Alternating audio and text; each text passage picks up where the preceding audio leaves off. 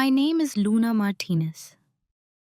I'm in my early 30s now, and for most of my life, I've been described with words that sound kind but are often used to shrink people down: easygoing, grateful, low maintenance. I work in a quiet, detail oriented profession. Nothing flashy, nothing that makes people lean in when I tell them what I do. And that's usually fine with me. People tend to underestimate me in very specific ways. They assume I don't notice patterns. They assume I don't keep records. They assume that if I'm calm, I must be unaware. And if I'm silent, I must be agreeing. This story isn't about proving them wrong in some dramatic, cinematic way. There's no shouting, no courtroom theatrics, no viral confrontation. What I'm sharing today is slower than that. It's about a long season of trust, a quiet betrayal that unfolded over years, and the moment I realized that silence, real silence, can be a form of clarity instead of submission. I want to be clear about what this story is not. It's not a revenge fantasy. It's not a takedown. It's not about humiliating anyone or watching them fall apart. It is about honesty, especially the kind that arrives late, when you finally stop protecting people from the consequences of their own choices. This story begins when I was much younger, when family meant safety by default, and when promises were made in warm kitchens and casual phone calls.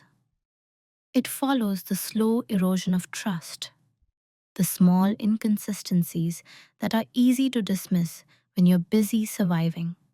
And the moment I realized that something essential had been quietly removed from my life, long before I had the words to name it.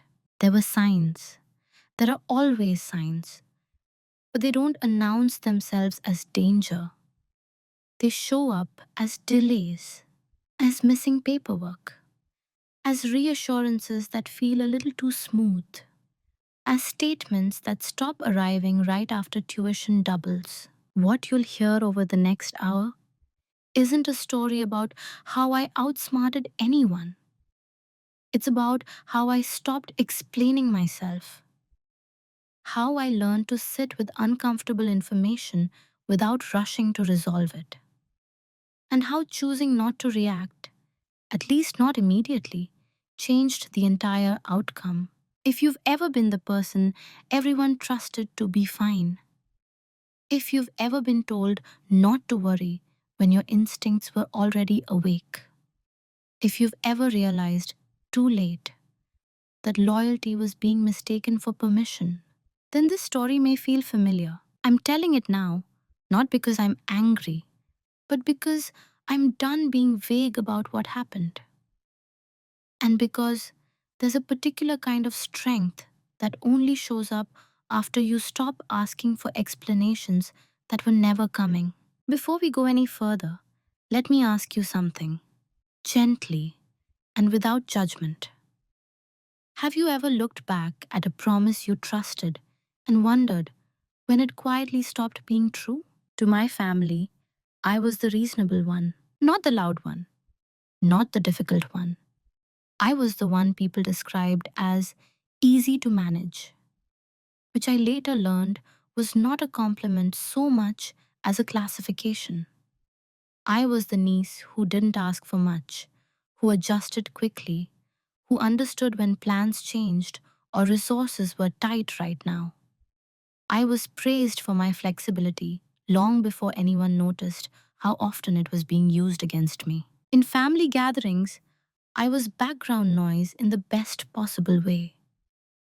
I helped clear dishes without being asked.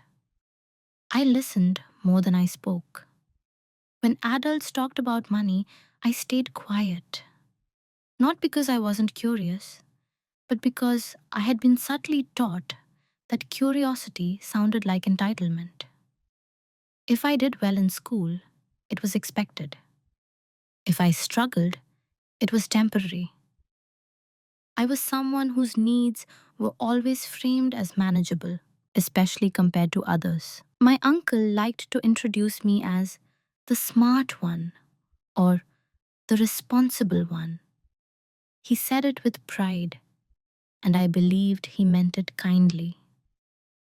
When I was accepted into college, he was the first to say, "Don't worry, I'll help you manage the fund. Your parents set it aside years ago. I know how this stuff works."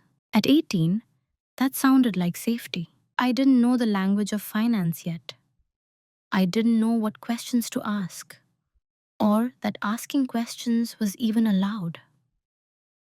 What I knew was that someone older, successful, and confident had stepped forward and offered guidance. In my family, that counted as generosity. Declining it would have felt ungrateful. So I trusted him. To everyone else, this arrangement made perfect sense. I was the student. He was the adult. I was focused on grades and survival. He was handling things. Whenever tuition came up, it was always framed as taken care of. If I asked casually, the answers were smooth and quick. "It's fine. Everything's on track. You don't need to stress about that." And because I had been cast as the calm one, I didn't. I learned early how to minimize myself in ways that looked like maturity. When money felt tight, I worked extra hours. When my classmates talked about spring break trips, I nodded and changed the subject. I didn't call home to complain. I didn't call my uncle to demand updates. I assumed that if there were problems, I'd be told. That assumption would matter later. What people saw was a young woman who was doing okay, who wasn't panicking, who wasn't making noise. What they didn't see was how much effort it took to stay that way. I tracked expenses meticulously. I planned semesters like military campaigns. I made choices based on what I thought the fund could reasonably support, even though I had never actually seen a single statement myself. But invisibility has a strange effect. When you don't demand attention, people stop imagining your limits. They start believing you'll adapt to whatever happens. They start making decisions around you instead of with you. At family dinners, I was asked about classes, not about logistics. People praised my independence without realizing how little information I had. When my uncle spoke, everyone listened. He had stories, confidence, and a way of reassuring people that made questions feel unnecessary. And I absorbed all of it: the trust, the hierarchy, the unspoken rule that my role was to receive, not verify. Looking back, I can see how neatly the roles were assigned. I was the beneficiary, which meant I was expected to be grateful. He was the manager, which meant his word carried weight. And because nothing had gone wrong yet, the structure felt stable. But stability built on silence is fragile. At the time, though, I didn't think in those terms. I just thought I was lucky. Lucky to have help. Lucky not to be a problem. Lucky to belong to a family where things were handled behind the scenes, so I could focus on becoming someone worth investing in. That belief, that my job was to justify the trust placed in me, shaped everything I did. And it's why, when the first signs of trouble appeared, I didn't recognize them as warnings. I recognized them as things I was supposed to handle quietly. The first sign wasn't dramatic. That's important. Nothing disappeared overnight. No angry phone calls. No urgent emails. Just a delay. Small enough to ignore, polite enough to explain away. It happened during my second year of college, right after tuition increased. I remember the number clearly because it made my stomach tighten. I recalculated everything: rent, books, groceries, and then I did what I had always done. I reached out calmly. Hey, I said on the phone, keeping my voice light. The tuition went up this semester. I just wanted to check in. There was a pause. Not long, just long enough to register. Then he said, Yeah, I saw that. Don't worry, it's handled. That was it. No details, no numbers, no follow up. And because I had been trained to interpret brevity as confidence, I accepted it. I didn't ask for documentation. I didn't ask when the next statement would arrive. I told myself that adults who knew what they were doing didn't need to narrate every step. But a few weeks later, I realized something had changed. The statements stopped arriving right after tuition doubled. At first, I assumed it was administrative, a mailing issue, a new system, paperless delivery. There were a dozen harmless explanations, and I tried every one of them before considering the possibility that something was wrong. I checked my email. I checked my spam folder. I checked the old envelopes I had saved from the year before, comparing dates. Nothing. When I mentioned it casually, carefully to my uncle, he waved it off. They're slow sometimes, he said. You're overthinking it. Overthinking. That word landed softly, but it stuck. I told myself he was right. I was under pressure. Midterms, work, life. Of course, I was anxious. Of course, my mind was inventing problems where none existed. I had no evidence, just a feeling. And feelings, I had been taught, were not facts. So I let it go. That was the first cut. Not the missing statements, but my decision to doubt myself instead of the situation. The moment I chose harmony over clarity. The moment I accepted reassurance without verification. Because asking again felt like mistrust. Around me, life continued. Friends complained about professors. Group chats buzzed with weekend plans. No one was talking about money the way I was thinking about it. Quietly, constantly, in the background of everything else. When bills arrived, I paid what I could and assumed the rest was covered. When balances shifted, I adjusted. I didn't confront anyone. I didn't escalate. I absorbed the uncertainty and kept going. That's how small cuts work. They don't stop you. They teach you to compensate. At home, no one asked for updates. My parents believed my uncle had things under control. He had confidence, experience. He spoke in absolutes. It's fine. I'm managing it. She's covered. And because I wasn't panicking, because I wasn't calling home in tears, everyone took my silence as proof that everything was exactly as it should be. What I didn't realize then was that my quiet was doing someone else a favor. Each time I accepted a vague answer, I lowered the bar. Each time I chose not to push, I reinforced the idea that I didn't need to be informed, that trust didn't require transparency. The absence of statements became normal. The lack of specifics became routine. And I adapted, the way I always had, by making myself smaller, more efficient, less visible. I told myself that if something were truly wrong, it would be obvious. That there would be a moment where someone would sit me down and explain. That adults didn't let things spiral quietly. That assumption would cost me more than I understood at the time. But in that moment, all I felt was a dull unease. Easy to ignore, easy to rationalize. A tiny voice I learned to quiet because it seemed inconvenient. And that's the danger of the first small cut. You don't bleed enough to stop. You just bleed enough to get used to it. By the time I noticed the pattern, it already had a rhythm. Every semester brought a new adjustment, a new explanation, a new reason why details weren't necessary. And every time I accepted it.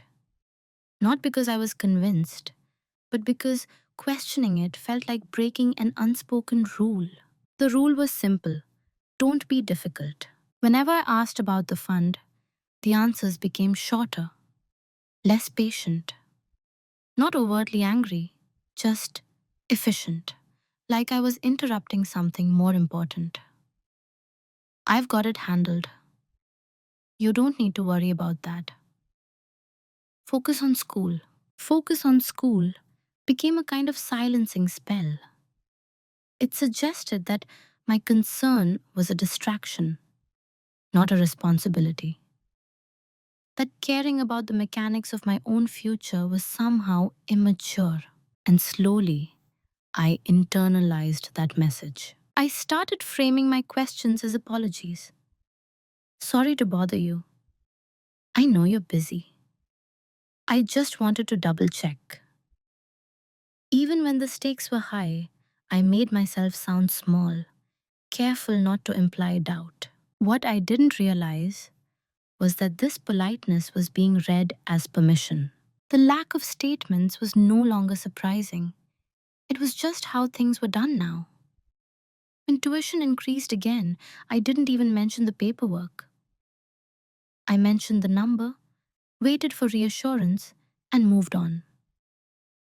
When fees appeared that I hadn't anticipated, I covered them myself.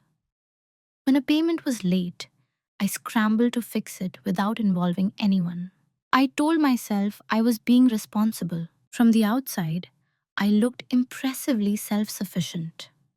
I worked more hours. I budgeted harder. I learned how to stretch groceries, how to delay purchases, and how to pretend I wasn't exhausted.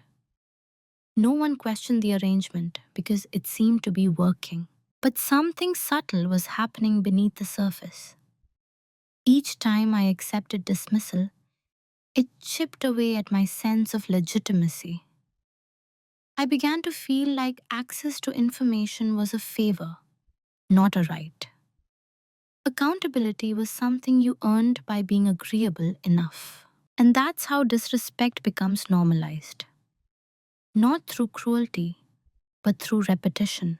There were moments, small, quiet moments, when I almost pushed back, when I hovered over a text asking for statements, when I drafted an email requesting documentation. But every time, I imagined the response before it arrived. Why are you making this a thing? Don't you trust me? I said it's fine. So I deleted the drafts. I swallowed the questions. I reminded myself how much worse things could be. How many people had it harder. How lucky I was to have any help at all. Gratitude became a leash. At family events, my uncle spoke with confidence about finances in general. Investments, timing, strategies. People nodded. He sounded competent, authoritative.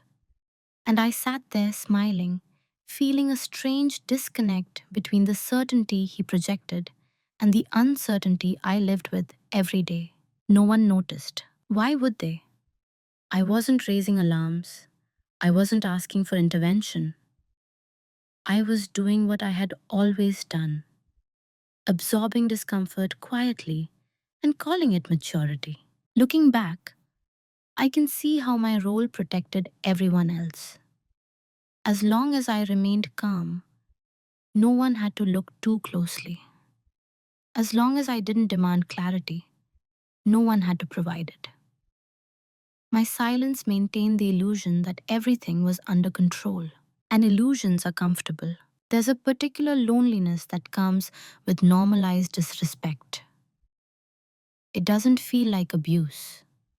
It feels like an inconvenience, like you're being unreasonable for wanting more, like you're failing some invisible test of patience. I remember lying awake at night, running numbers in my head, wondering why things felt so precarious when they were supposed to be secure, wondering if I was just bad at managing stress, wondering if this was what adulthood felt like for everyone.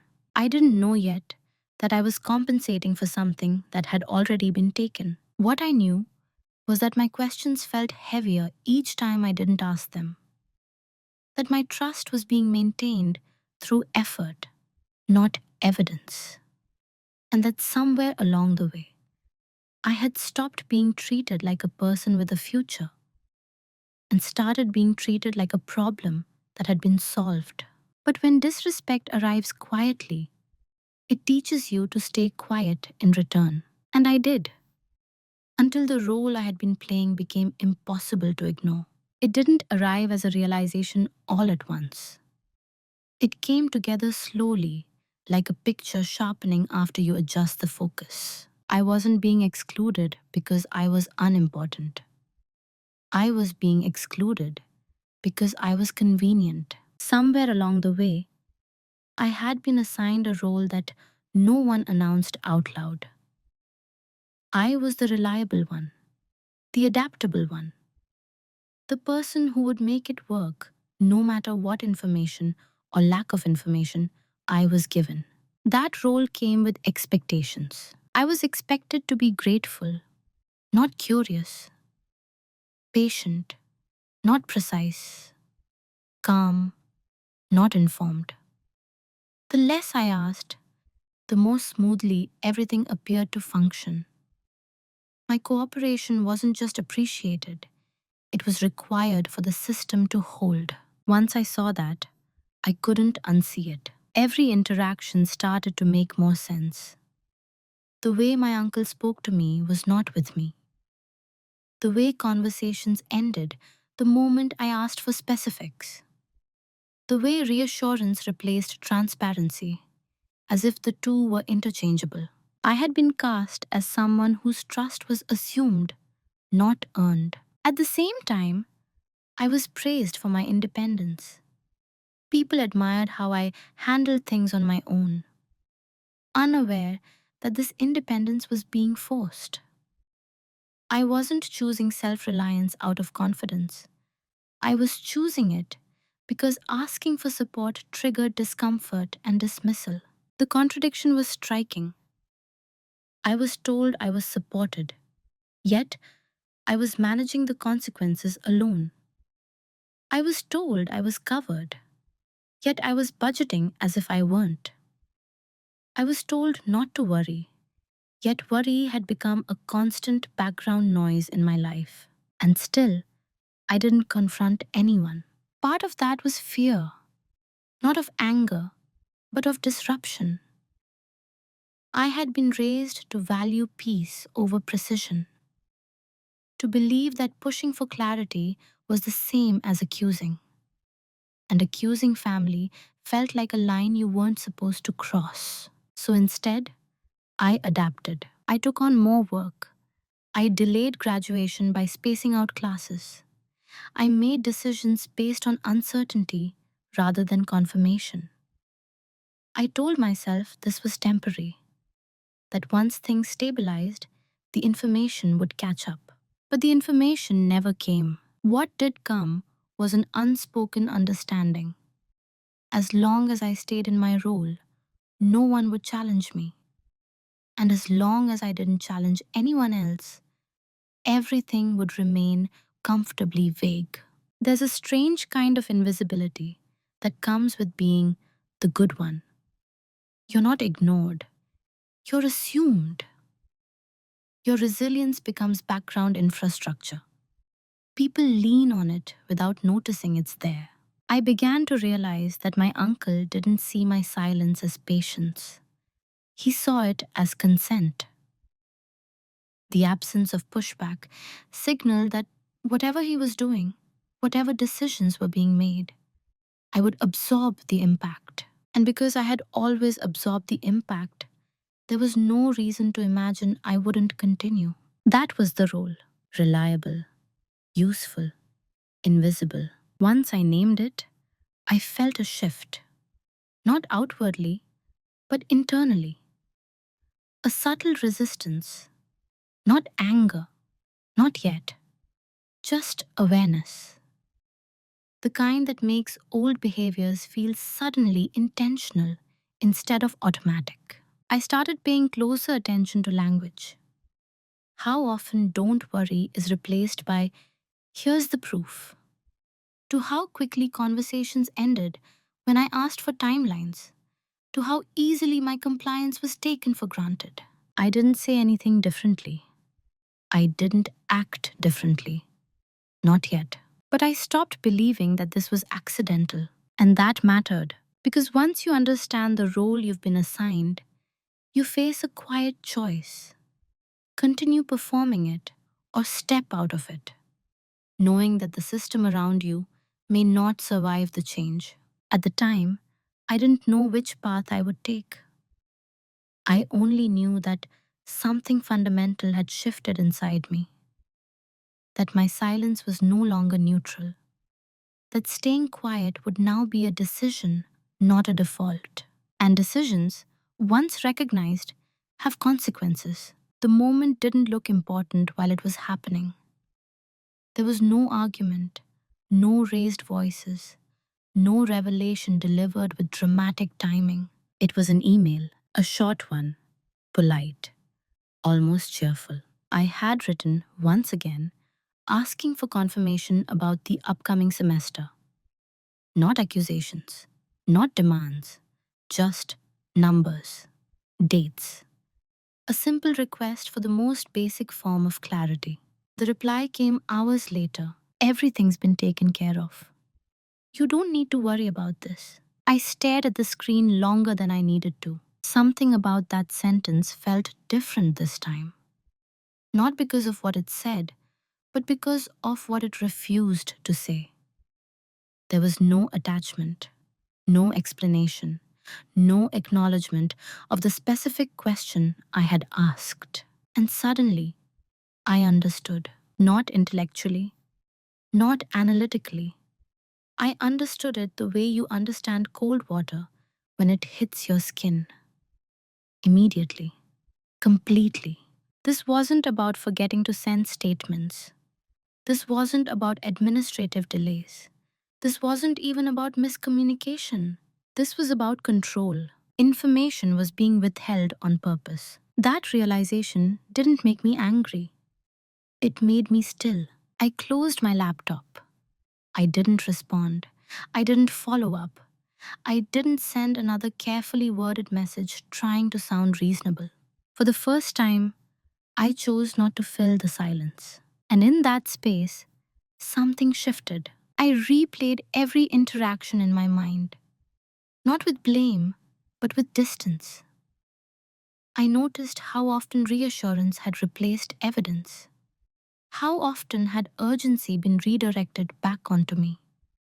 How frequently I had been told to trust without being given anything concrete to trust in. The pattern was undeniable once I stopped defending it. What surprised me most was how calm I felt.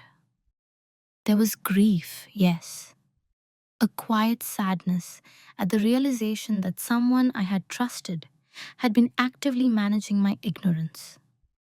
But there was also relief. Clarity does that.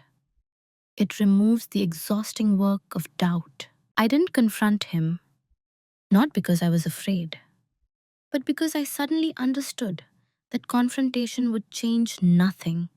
He would deny, deflect, reassure. He had done it too many times before. Instead, I asked myself a different question. What do I actually know? The answer was uncomfortable. I knew very little. I had no statements, no documentation, no direct access. Just years of verbal assurances and a growing pile of financial adjustments I had quietly made to compensate. That was when the internal change happened. I stopped trying to resolve the situation emotionally. I stopped hoping for honesty to arrive voluntarily. And I stopped measuring my actions by how reasonable they appeared to others. From that day on, my silence had a new quality. It wasn't avoidance, it wasn't compliance. It was intentional. I began to observe rather than engage, to note responses without reacting to them, to let people say what they always said without correcting or challenging them. And what I noticed was telling. The less I asked, the more confident everyone seemed. The more they assumed everything was fine. The more relaxed my uncle became in his reassurances. My quiet, which had once been a sign of trust, had now become something else entirely, a blind spot. And blind spots are powerful if you know how to use them. I didn't feel triumphant.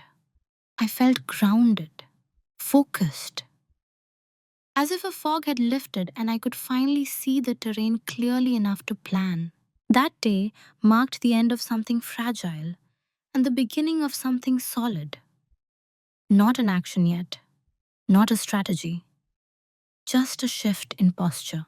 I stopped waiting for permission to understand my own situation. And once that happened, everything else became possible. After that day, my silence changed texture. Before, it had been reactive, something I fell into because pushing felt risky. Now it was deliberate, measured, quiet in a way that left room for observation instead of anxiety. I stopped following up. I stopped sending reminders. I stopped cushioning my questions with apologies because I stopped asking them altogether, and nothing collapsed. That was the first thing I noticed. No one called to check in. No one asked if I needed clarification. No one suddenly offered transparency now that I wasn't requesting it.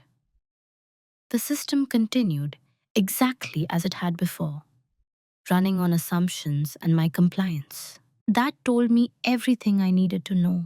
People often think silence is passive. It isn't. Silence is only passive when it's unchosen. When you choose it, it becomes a filter. It lets you see what moves toward you and what doesn't. What didn't move was accountability. My uncle continued to reassure everyone else. At family gatherings, I watched him speak confidently about finances, about how kids these days just needed guidance, about how everything was under control. He never looked at me when he said it. He didn't need to. I had never contradicted him, and so he assumed he never would be. In the meantime, I began to detach emotionally from the story I had been telling myself. That this was a misunderstanding, that clarity would arrive if I just waited long enough. I replaced that story with a quieter one. I don't have enough information, and that is not an accident. That shift changed how I moved through the world. I became less reactive, less eager to explain myself. When people asked how things were going, I said, I'm managing, and left it at that. Not because I was hiding the truth, but because I was no longer offering reassurance to maintain other people's comfort. I started listening differently too. When my uncle spoke, I paid attention to what he avoided. When timelines were mentioned, I noted how quickly they blurred. When specifics were requested by others, I watched how smoothly he redirected the conversation. Silence sharpened my perception. And perhaps most importantly, I stopped trying to look like the good one. I stopped measuring my behavior against an invisible standard of gratitude and patience. I allowed myself to feel the weight of uncertainty without rushing to make it disappear. That was new. Uncertainty had always felt like failure before, something to fix, something to manage quietly. Now it felt like information, a signal that something required a different approach. Still, I didn't confront him. People assume that silence means fear. In my case, it meant restraint. I knew that speaking too soon would only trigger performance. Explanations designed to soothe, not to clarify. I didn't want another version of the same story. I wanted facts. And facts don't arrive when the other person controls the narrative. So I waited, not passively, not helplessly. I waited with intention. I let the situation remain unresolved on the surface while something else began to form underneath. My silence created space, not just externally, but internally. Space to think without self blame. Space to imagine outcomes without rushing to prevent them. Space to consider that trust, once broken quietly, didn't need to be repaired loudly. It needed to be replaced with something sturdier. And in that space, I began to notice something else. How much energy I had been spending managing other people's perceptions. How often I had softened my own needs to avoid appearing ungrateful. How deeply that habit had shaped me. Choosing silence felt like reclaiming that energy. I didn't announce the change. I didn't explain it. I simply stopped participating in a dynamic that required my confusion to function. And the longer I stayed quiet, the more obvious it became who benefited from that confusion. That realization didn't make me angry. It made me ready. While everything on the surface stayed the same, something else was happening underneath, and no one noticed because they weren't looking for it. That was the advantage of the role I had been assigned. Invisible people have time. Quiet people are underestimated, and underestimated people are rarely monitored. I didn't announce that I was preparing. I didn't frame it that way, even to myself at first. I told myself I was just getting organized, just learning, just being responsible in a more adult way. But slowly, deliberately, I began to gather what I had never been given. I started with my own records, tuition invoices, payment confirmations, emails, dates, amounts. I lined them up semester by semester, not to accuse, but to understand the shape of the gap, where money should have been, where it clearly wasn't. Patterns emerged quickly once I stopped looking away. There were semesters where payments were partial, others where timing didn't match the reassurances I had been given. There were fees I had covered myself that should never have existed if the fund had been intact. None of this required confrontation.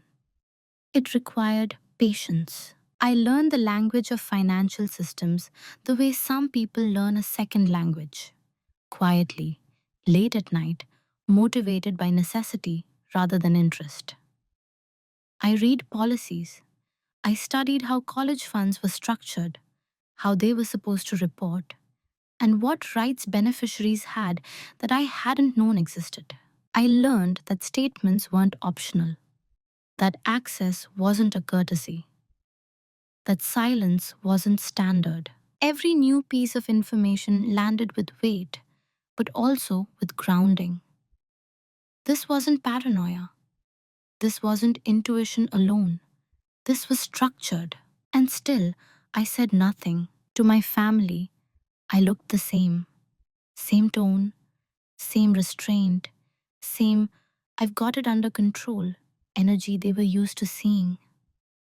No one asked questions because I wasn't raising concern. What they never noticed was that I had stopped relying on their version of reality. I began documenting everything, not obsessively, not emotionally, just carefully. Dates, responses, absences, the way questions were deflected, the way clarity was postponed indefinitely. I didn't label it as evidence. I labeled it as context. Because at that point, I wasn't sure what I would need. I only knew I would need accuracy. There's a strange peace that comes from preparation without disclosure. I wasn't carrying the burden of convincing anyone. I wasn't rehearsing arguments in my head. I was simply aligning myself with what was true. And the truth was becoming clearer by the day. I noticed how relaxed my uncle was around me, how comfortable, how certain he seemed that the situation was contained. My silence reassured him. It confirmed his belief that whatever he had done or was doing was invisible to me. That belief shaped his behavior. He grew less careful, more casual. He contradicted himself without noticing, offered explanations that didn't line up with earlier ones. Small inconsistencies that only mattered if someone was tracking them. I was. Still, there was no satisfaction in this, no sense of catching anyone. What I felt was something quieter, resolve. The kind that comes when you stop hoping and start seeing. I also noticed something else, something internal. I was changing, not into someone colder or harder, but into someone more contained, less reactive, less willing to smooth things over. I stopped explaining myself in conversations unrelated to money, too. I let misunderstandings sit. I let people assume what they wanted. Preparation had sharpened my boundaries without me having to declare them. And all the while, the world around me remained unchanged. Family dynamics continued. Conversations flowed. No alarms went off. No one suspected that the person they had categorized as compliant and trusting had quietly stepped out of that category altogether. That's the thing about quiet dominance. It doesn't announce itself. It doesn't demand recognition. It just changes the balance of power, while everyone else is still operating on old assumptions. By the time I finished preparing, the truth was no longer something I feared. It was something I could carry without urgency. And that was when I realized whatever happened next, I wouldn't need to convince anyone of what I already knew. I would only need to decide what to do with it. The moment I finally understood what had happened didn't feel explosive. There was no surge of adrenaline, no urge to call anyone, no impulse to confront or accuse. What I felt instead was a deep, steady stillness, the kind that settles in when uncertainty is replaced by fact. I was sitting alone when it clicked. No witnesses, no dramatic timing, just me, a stack of records, and a realization that no longer required interpretation. The fund wasn't mismanaged. It was gone, not temporarily inaccessible, not delayed, not tied up in paperwork. It had been depleted over time, quietly, gradually, deliberately enough to be disguised as normal fluctuations if no one was watching closely. And no one had been watching, except me, eventually. The clarity was almost disorienting. For years, my energy had gone into guessing, compensating, adjusting. Now there was nothing left to guess. The numbers lined up too cleanly. The gaps were too consistent. The reassurances are too disconnected from reality. This wasn't a misunderstanding. It was a decision that had been made without me and sustained by my silence. I sat with that knowledge longer than I expected to. Not because I was frozen, but because I wanted to notice what I was feeling without rushing to act on it. There was grief, not just for the money, but for the version of myself who had trusted so completely. For the 18-year-old who thought being easy would keep her safe. For the years I spent believing that discomfort was a personal failure rather than a signal. But there was no rage. That surprised me. Anger would have been simpler. Anger demands release. It pushes you toward confrontation, toward spectacle. What I felt was heavier, but also clearer. A sober understanding of how trust can be exploited without cruelty, and how damage doesn't require malice to be real. The most painful part wasn't the loss itself, it was the certainty that no one had planned to tell me. If I hadn't stopped asking, if I hadn't started documenting, if I had continued to play my role, this could have remained hidden indefinitely. I might have graduated believing the fund had simply run out. I might have blamed myself for not stretching it far enough. That thought settled slowly. I realized that the story I had been living inside, the one where things were handled, where adults stepped in, where family protected its own, had been maintained by my cooperation. My quiet had been the final ingredient. And now that I knew, the quiet felt different again. Not strategic this time. Final. I didn't share the discovery with anyone. Not my parents, not friends, not even myself out loud. I let it remain private, not out of secrecy, but out of respect for what it represented. This was leverage, but not in the way people usually mean that word. It wasn't something to threaten with. It wasn't something to weaponize emotionally. It was simply the truth, fully assembled. And truth, when held calmly, shifts power without a word being spoken. I reviewed everything one more time. Not to double check, I was past doubt, but to understand the full scope. How long had it been happening? How much had been removed? How consistently access had been blocked once the withdrawals began? Each answer sharpened my sense of proportion. This wasn't a mistake made in panic. This wasn't a single bad decision. This was a pattern sustained by confidence that I would never look too closely. That confidence had been misplaced. Still, I didn't feel triumphant. I felt grounded, anchored, as if the ground beneath me, once foggy and unstable, had finally solidified. I understood something then that took me years to articulate. Knowledge doesn't demand immediate action. It demands alignment, and alignment takes time. I began to think not in terms of exposure, but of outcomes. What did I actually want? Not emotionally, but practically. What would justice look like without theatrics? What would resolution look like without collateral damage I didn't want? I didn't need to punish anyone. I didn't need an apology spoken under pressure. I didn't need to be believed by people who preferred the old story. What I needed was autonomy. And autonomy doesn't arrive through confrontation. It arrives through decisions that can't be undone. That's when I knew the next phase wouldn't involve talking. It would involve choosing. Once the truth settled, I reached a crossroads that no one else could see. From the outside, nothing had changed. I was still the same person, still showing up to family events, still answering questions about work and life with the same even tone. But internally, the landscape had shifted completely. Every option was suddenly visible, and none of them were neutral.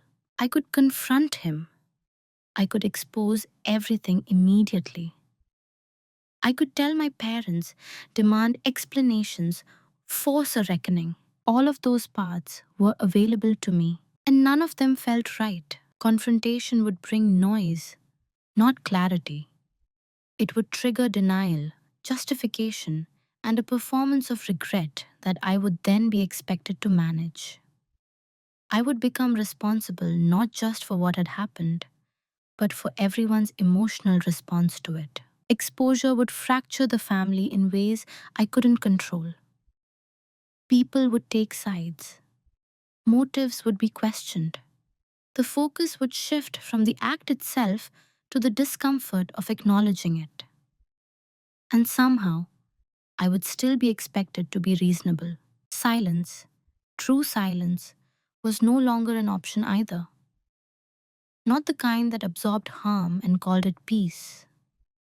That version of silence had already cost me enough. So I sat with the tension between those choices and asked myself a harder question. What outcome do I want that doesn't require me to cause pain for other people?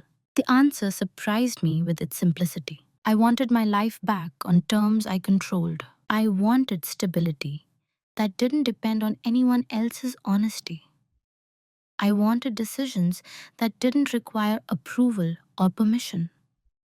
I wanted to step fully out of a system that had treated my trust as a resource to be spent. That meant choosing a path that was irreversible but quiet. I realized then that justice doesn't always announce itself. Sometimes it arrives as a series of small, definitive steps that remove access, not dignity. That closes doors without slamming them. I chose the option that no one would notice until it was too late to undo. I stopped planning my future around what should have been there. I recalibrated everything: timelines, goals, expectations, based only on what I could verify and control. I treated the fund as if it had never existed, not emotionally, but structurally. And in doing so, I removed its power over me. This decision required restraint. It meant resisting the urge to explain myself, resisting the temptation to seek validation or sympathy, resisting the narrative that closure must involve confrontation. Instead, I focused on building something parallel, quietly, methodically, without announcement. I didn't inform my uncle that I knew. I didn't hint. I didn't test him. I let him continue believing that the arrangement was intact, that I was still operating within the assumptions he had built. Because the moment he knew I knew, everything would change. And I wasn't ready for him to be the one who dictated that moment. The choice I made wasn't dramatic, but it was final. It closed off certain futures while opening others. It meant accepting that some losses don't get repaired, they get outgrown. There was grief in that, a real one. But it was clean grief, not chaotic. It didn't ask me to prove anything to anyone else. By choosing this path, I reclaimed something more valuable than the missing money. I reclaimed authorship. From that point forward, I would move only when it served my long-term stability, not anyone else's comfort. I would act without signaling. I would let outcomes speak instead of explanations. This was the decision that separated who I had been from who I was becoming. And once it was made, there was no going back. Once the decision was made, everything became very quiet. Not empty, quiet. I didn't announce a new chapter. I didn't frame my actions as recovery or reinvention. I simply began to move in ways that no longer depended on anyone else's cooperation. First, I separated my future from the story I had been living inside. I stopped referencing the fund entirely in my own planning. Not emotionally, structurally. I revised budgets. I reworked timelines. I chose options that were slower but solid, less impressive but fully mine. Every decision passed through one filter only. Does this require someone else to be honest? If the answer was yes, it was discarded. I took on work that didn't look ambitious from the outside, but offered stability. I asked questions in places where transparency was guaranteed: institutions, offices, systems that operated on documentation instead of trust. I learned how to navigate forms, policies, and procedures with a level of fluency I had never needed before. None of this was dramatic. It was tedious, quiet, empowering in a way that didn't translate well into conversation. And because it didn't look like a rebellion, no one noticed. At family gatherings, nothing changed. I didn't withdraw. I didn't act colder. I didn't hint at knowledge or drop loaded silences. I stayed exactly as I had been, pleasant, measured, unremarkable. That consistency was important. People expect change when something is wrong. They watch for it. They prepare for it. By staying the same, I kept the assumptions intact. My uncle remained comfortable, confident, unaware that his access to my future, to my compliance, was quietly closing. Meanwhile, I began building redundancy into my life. I stopped relying on single points of failure. I diversified support. I made sure no one person controlled critical information about me again. Every system I entered, I made sure I could see it clearly from the inside. This wasn't about suspicion, it was about design. I also stopped explaining myself. When people asked why I was making certain choices, why I was taking a slower path, why I wasn't optimizing in the way they expected, I gave simple answers. This works for me.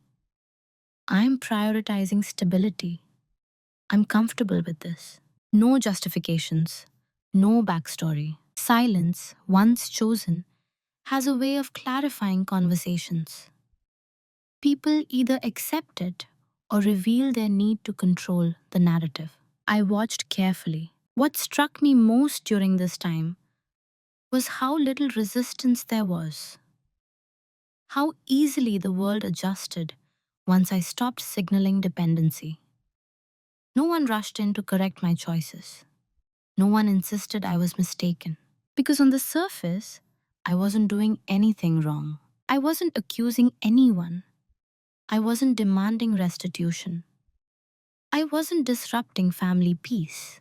I was simply removing myself from a structure that no longer deserved my participation. The irony wasn't lost on me. The same quiet that had once made me vulnerable now made me untouchable. By the time anyone might realize what was happening, the mechanisms that allowed them influence would already be gone. There were moments of doubt, of course. Late nights when the old reflex returned, the urge to explain, to resolve, to be understood. But understanding wasn't the goal anymore. Autonomy was. And autonomy doesn't ask for permission. As the months passed, my life began to feel sturdier. Not easier, but more honest. My stress had edges now, clear causes, clear limits. I wasn't compensating for invisible losses anymore. What no one else saw was that I was preparing for impact, not to cause it, but to withstand it. Because when systems built on assumptions finally feel strain, they look for something to blame. I made sure that something wouldn't be me. By the time I finished moving in silence, the outcome was already locked in. Not emotionally, practically. The door hadn't slammed, it had simply closed. The consequences didn't arrive with drama. They never do. When you've moved quietly enough, they arrived in confusion, as subtle disruptions, as questions were asked too late by people who didn't realize they were already outside the window where answers could change anything. It started small, a delay in a payment that had always worked itself out before. A surprise phone call from my uncle asking if I had received something I was no longer expecting. His tone wasn't accusatory, just mildly unsettled, as someone checking a watch and realizing time had moved without them. I kept my response neutral. I handled it, I said. That was all. What I heard in the pause afterward told me everything. He hadn't anticipated that. The system he had relied on, my dependence, my silence, my willingness to absorb gaps, had shifted without announcement, and now he could feel it. Over the next few weeks, I noticed small changes in behavior, more questions than usual, less certainty in his voice. He began referencing details he had never mentioned before, almost as if trying to reassert authority through specificity. But it didn't land, because I wasn't asking anymore. When someone stops needing you in the way you're used to being needed, it creates a kind of disorientation. The power imbalance you didn't know you were relying on begins to tilt, and suddenly, reassurance isn't enough to steady it. I watched this happen without comment. At family gatherings, the dynamic subtly shifted. Conversations that used to glide past financial topics now snag on them. Someone would mention costs, timelines, planning, and my uncle would respond a little too quickly, a little too firmly. I stayed quiet. My parents noticed first, not the truth, but the tension. They asked me gently if everything was okay. I didn't lie. I just didn't elaborate. I'm taking care of things my way now, I said. That was true, and it was all I owed. What followed wasn't a collapse. It was erosion. The ease with which decisions had once been made disappeared. Plans required clarification. Assumptions need checking. And each time my uncle encountered a boundary he hadn't expected, he looked slightly off balance. He began reaching out more often, not directly accusing, but circling, offering help I no longer needed, suggesting conversations we had already outgrown. I declined politely. I've got it covered, I said. The same words he had used on me returned without heat. That symmetry wasn't intentional, but it was revealing. What he was experiencing wasn't punishment. It was the absence of access. The sudden realization that whatever arrangement he thought was permanent had been contingent on my participation, and I had quietly withdrawn it. There were no raised voices, no dramatic scenes, just a growing sense on his end that something essential had shifted, and he didn't know how to reset it. That's the thing about consequences born from quiet decisions. They don't offer a clear moment to intervene. There's no confrontation to win, no argument to reframe. By the time the impact is felt, the structure that allowed control is already gone. I didn't correct misconceptions. I didn't offer reassurance. I didn't explain my independence in ways that invited negotiation. I simply lived differently, and that difference was enough. What surprised me most was how quickly my own nervous system adapted. The anxiety I had carried for years, the background hum of uncertainty, began to fade. In its place was something steadier, not relief, not vindication, alignment. I wasn't waiting anymore. I wasn't bracing for the next gap to appear. I had already accounted for it. And while others were just beginning to feel the consequences of that shift, I had already moved past the point where their reactions could affect me. That's when I understood something important. The most powerful consequences are the ones no one can argue with, because they're already happening.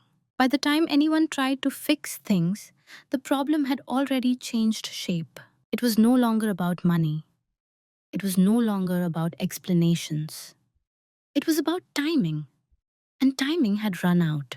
The first real sign of panic didn't come as an apology. It came as an urgency. Suddenly, there were requests for conversations that had never been necessary before. Messages that asked when I was free. Phone calls followed up on texts that hadn't been answered quickly enough. The tone was still polite, but it carried something new underneath it. Concern. Not a concern for me. Concern about loss of control. My uncle began speaking in hypotheticals. If there's ever anything you're unsure about, We should probably sit down and go over everything at some point. I just want to make sure we're all on the same page. I listened. I acknowledged. I didn't commit. Because what he didn't understand, what no one understood yet, was that being on the same page was no longer possible. He was still operating under the assumption that transparency could be retroactive. That clarity, if offered now, could restore trust. But trust doesn't work that way. There's a moment when repair is possible, and then there's a moment when it's only cosmetic. We had passed that line quietly, months ago, when I stopped asking and started building without him. When I declined to meet, he grew more insistent. Not aggressive, just persistent. As if repetition might reopen a door that had already closed. I just think it would be good to clear the air, he said once. The phrasing was careful, neutral, but it assumed something important, that the air was cloudy for me. It wasn't. What he was feeling wasn't confusion, it was displacement. He no longer understood his position in my life, and that uncertainty made him restless. I felt no urge to soothe it. Around the same time, my parents became more direct. They sensed that something had shifted beyond routine independence. They asked questions they hadn't asked before. They wanted reassurance, not about money, but about relationships. I gave them honesty without detail. I'm okay, I said. I've adjusted. I don't need anything fixed. That last part landed heavier than I intended. They looked at each other. I could see the realization forming, not of what had happened, but of what wouldn't be happening now. No dramatic repair, no family meeting, no return to before. It was too late for that. The strange thing was how calm I felt during all of this. There was no satisfaction in watching the discomfort spread, no pleasure in withholding. What I felt was distance, healthy, necessary distance. I had already grieved the version of events where honesty arrived early, where protection came before loss, where adults corrected course once they realized the damage. That version of the story no longer needed my attention. My uncle tried one last approach, not confrontation, but nostalgia. He referenced the past, the trust, the years he had looked out for me. He framed his involvement as care, his decisions as responsibility. I listened carefully, and then I said something simple. I'm not revisiting this. No accusation, no explanation, no invitation to argue, just a boundary, placed gently and without anger. That was the moment it became clear to him, not what I knew, not what I had discovered, but that whatever leverage he thought he still had, whatever role he believed he occupied, was gone. You can't fix a system once the person it depended on has exited it. You can't restore trust once the person who trusted you has stopped needing your version of the story. And you can't negotiate your way back into relevance when the other person has already built a future that doesn't include you. That's what made it too late. Not punishment, not exposure, replacement. By the time the panic arrived, I had already stabilized. The imbalance had shifted quietly, and there was no dramatic moment left to contain it. The door wasn't locked. It simply no longer opened from that side. The confrontation, when it finally happened, barely deserved the word. No raised voices, no accusations, no list of grievances was pulled out like evidence in a trial. It took place in an ordinary setting, at an ordinary time, chosen not for symbolism, but for neutrality. That was intentional. I didn't want emotion to do the talking. I wanted reality to. He asked if we could talk. I said yes. When we sat down, I noticed how careful he was being. His tone was controlled, almost rehearsed. He began by talking around the subject about family, about how complicated finances can be, about how much pressure everyone was under during those years. I let him finish. Silence does something interesting in moments like that. It removes the feedback people rely on to calibrate their performance. Without interruption, without reassurance, they reveal what they believe matters. Eventually, he paused, waiting for my response. I didn't mirror his explanations. I didn't correct his framing. I didn't challenge the timeline he implied. I said calmly, I'm aware the fund is gone. That was it. No emphasis, no follow up sentence. The effect was immediate, not shock. He recovered too quickly for that, but a visible recalculation. His posture shifted. His eyes moved just slightly, like someone checking exits. He started to explain. I raised my hand, not abruptly, not angrily, just enough to stop the momentum.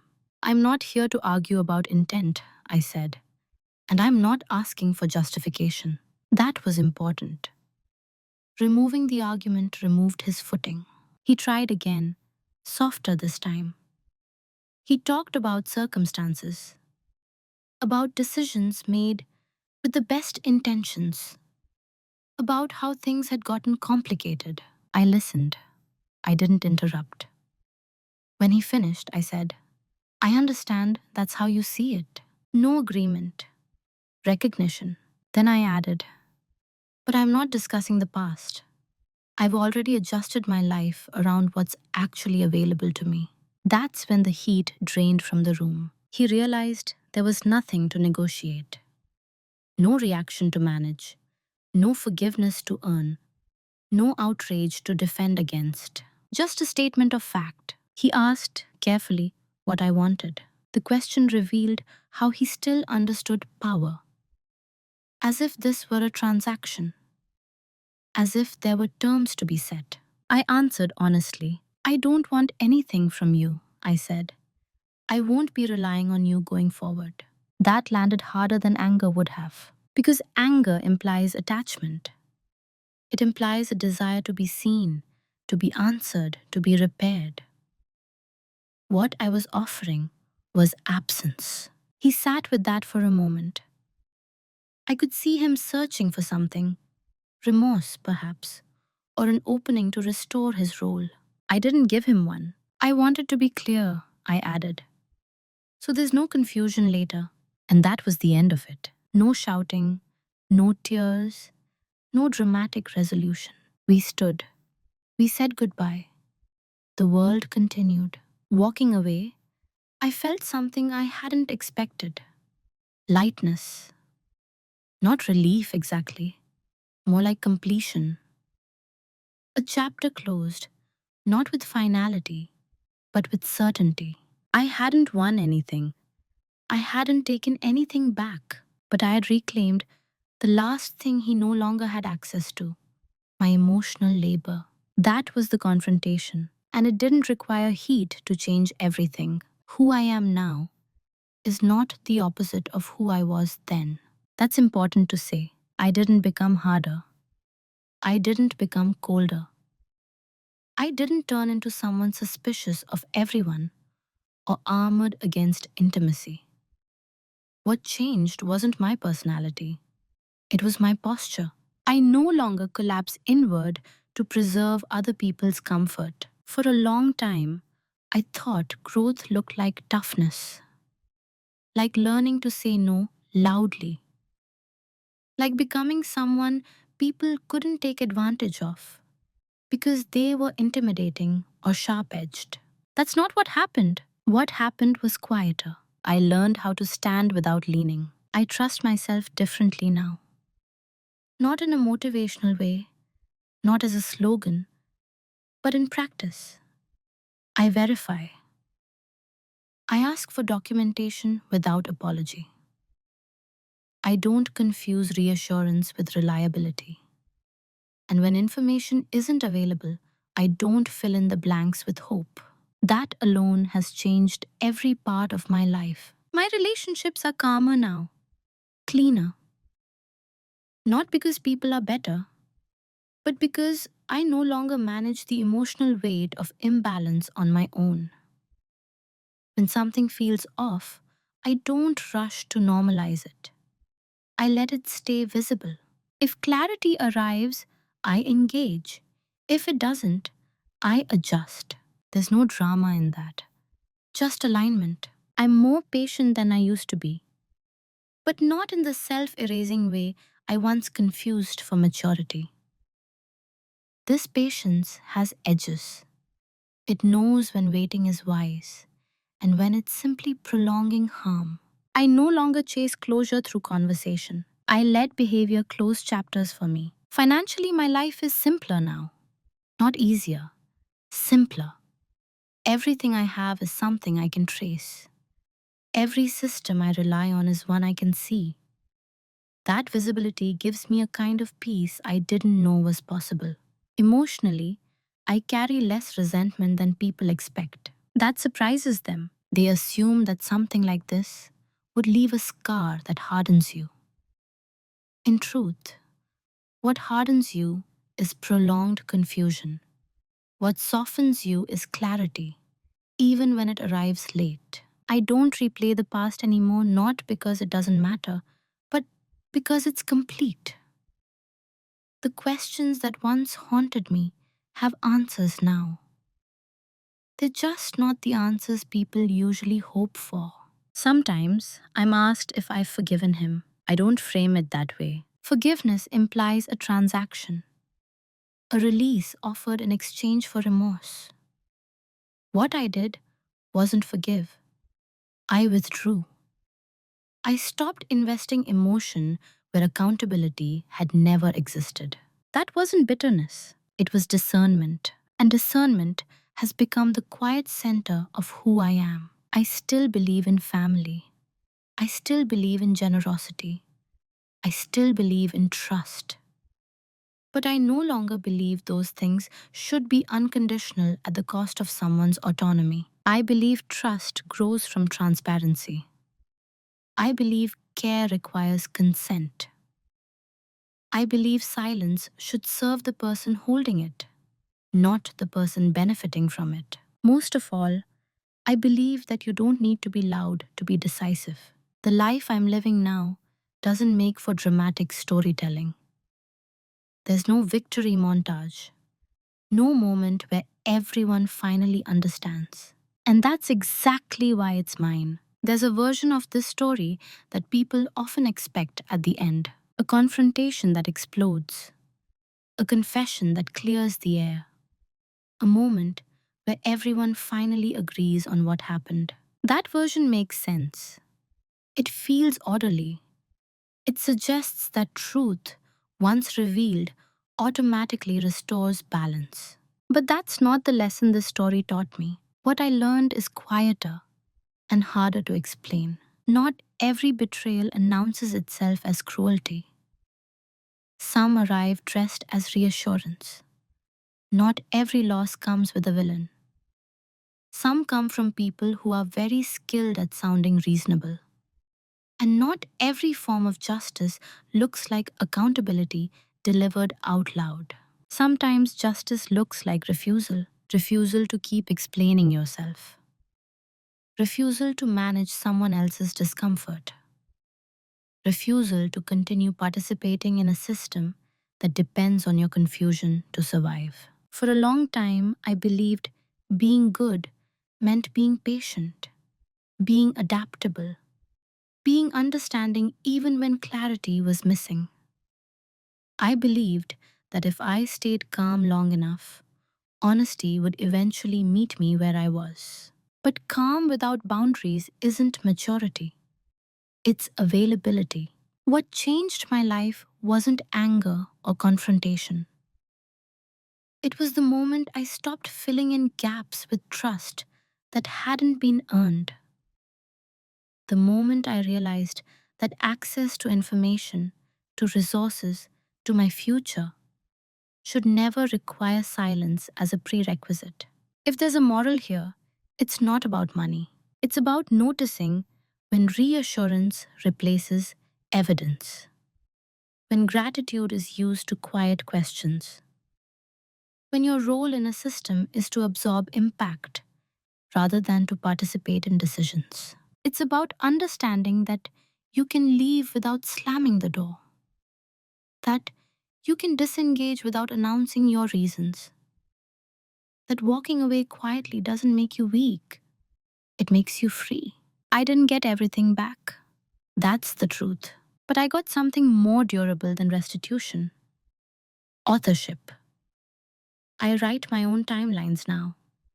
I build my own safeguards. I choose relationships that don't require me to disappear in order to function.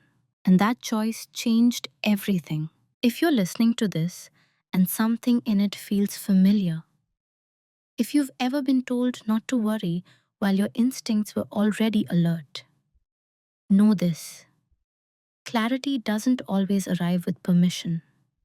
Sometimes it arrives when you stop asking the wrong people for it. And you don't owe anyone access to you just because they once had it. Before we end, I want to ask you something, not to provoke, but to open space for reflection. Have you ever stayed quiet to keep the peace, only to realize later that the peace was never meant for you? If you feel comfortable, I'd love to hear your thoughts or your story in the comments. Cảm ơn các bạn vì đã theo dõi đến cuối. Đừng quên ấn like, share và bật chuông để không bỏ lỡ những video mới nhất nhé. Hẹn gặp lại.